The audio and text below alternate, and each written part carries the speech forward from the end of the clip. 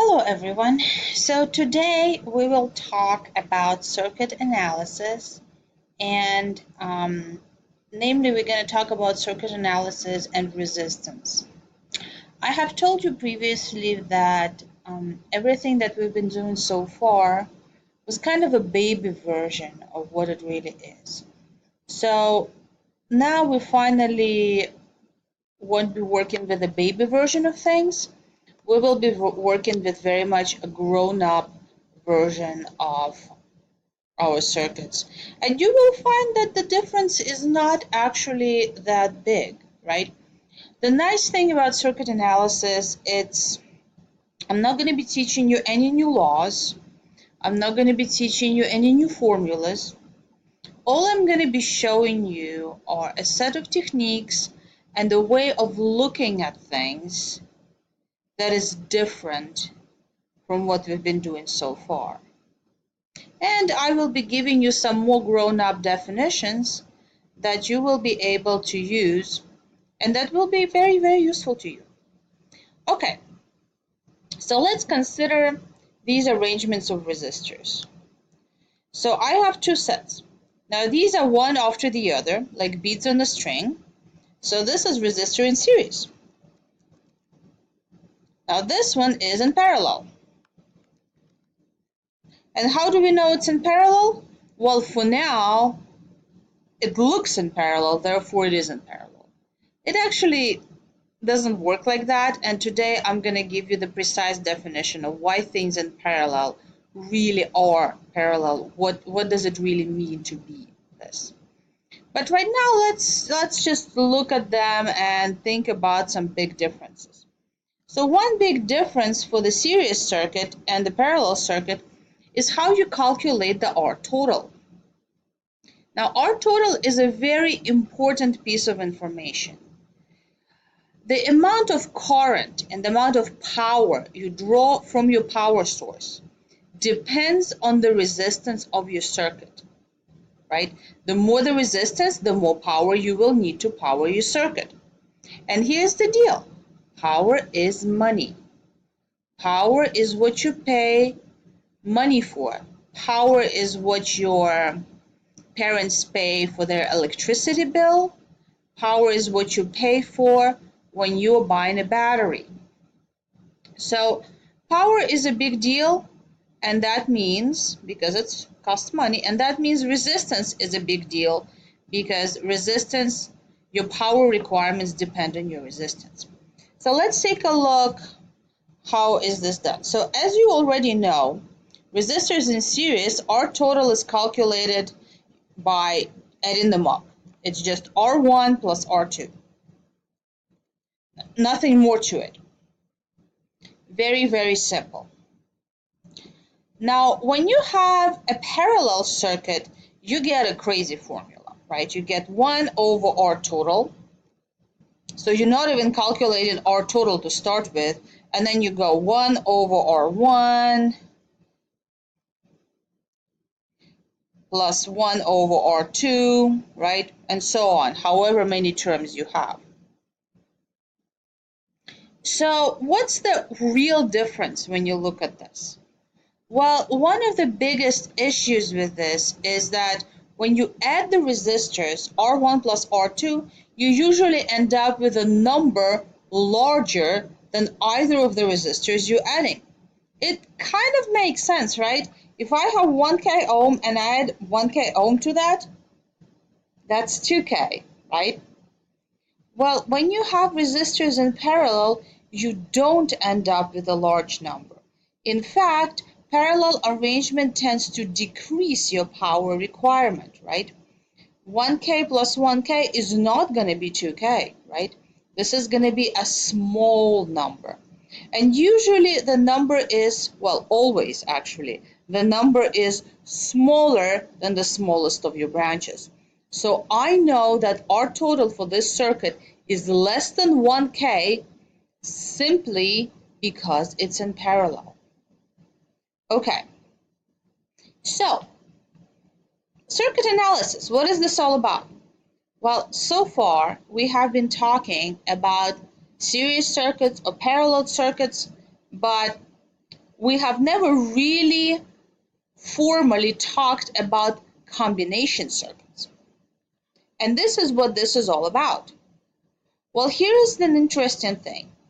You guys already have done a combination circuit, and you have done it in a very big way.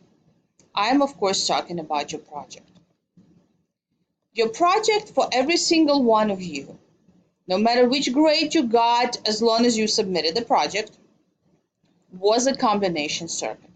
So here's an example diagram for what a lot of your projects look like.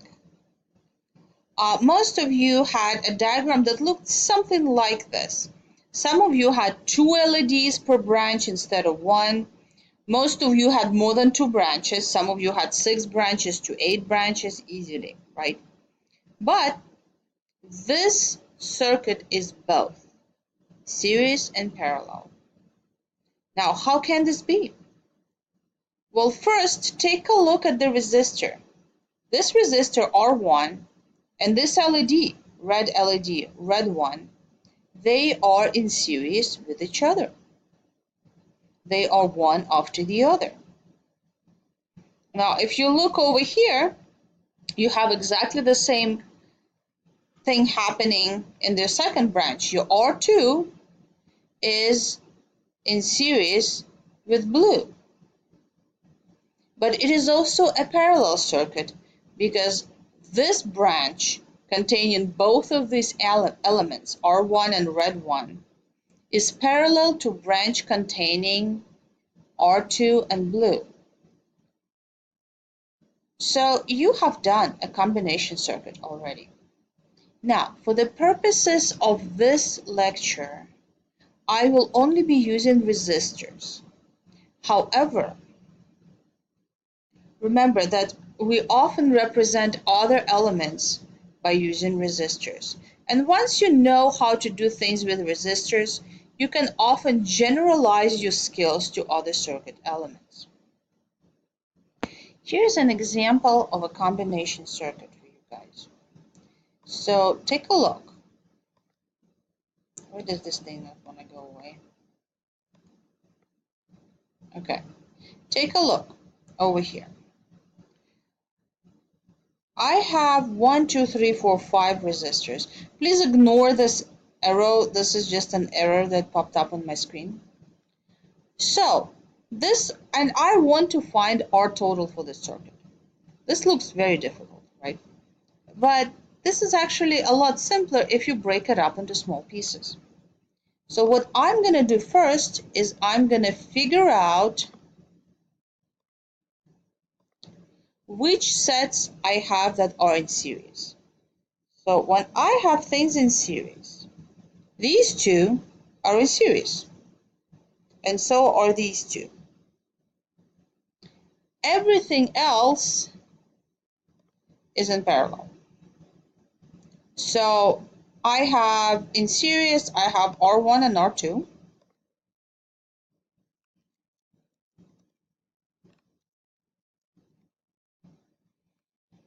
And I'm putting down R1 plus R2 because remember the formula, right? The formula tells me that R total is R1 plus R2.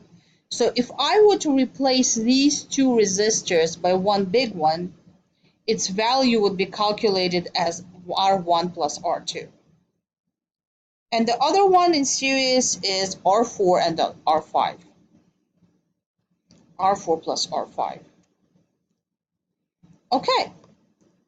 Well, now that I have everything in series, let's take a look at what is in parallel. I have 2 branches that are in parallel with each other.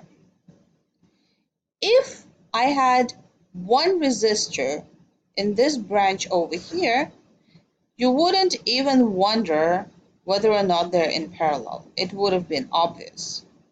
However, I have 2. Well, guess what? They're still in parallel, okay? But they're both in parallel with this R3. What do I mean by this? What I mean is R3 and R4 are not parallel, and R3 and R5 are not parallel. It's R3 and R4 plus R5. In a very real sense, if I were to replace this black bubble over here with one resistor of the value R4 plus R5, that is what parallel to R3. So let's write this down. I'm going to make a green bubble.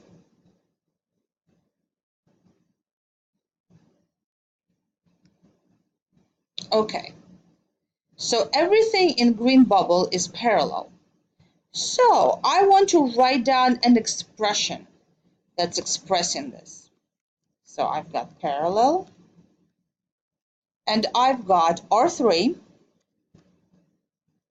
parallel to R4 and R plus R5. R4 plus R5, like that. Okay, so next I want to make something called an equivalent circuit. I want to replace this entire green bubble by one resistor. So let's do this. Okay, so this is my equivalent circuit. I am replacing the whole green bubble by this resistor, R equivalent. Now, all I need to know is figure out what is R equivalent. Now, why do I say that that's all I need to know? Because, guys, take a look at this. This circuit that I have just made, my equivalent circuit, it's in series. I can easily calculate its R total. This is just R total equals R1 plus R2 plus R equivalent. And R equivalent is the only one I don't have a value for. These two, 100 ohms. Well, guess what? I can actually extract that formula for R equivalent straight out of this expression. This is how you do it. I'm going to look at it term by term. Now, the important thing is to understand when your term starts and when your term ends. Your term either starts or ends with the parallel sign. So my first term is R3. Since this is a parallel circuit, R equivalent is going to be, I'm going to be using my crazy formula, right? The 1 over. So 1 over R equivalent equals my first term, 1 over R3, plus my next term. Now my next term is not R4. My next term is R4 plus R5. This is important, right? There is no parallel sign in between R4 and R5. Therefore, there is a part of the same term. So, plus 1 over R4 plus R5.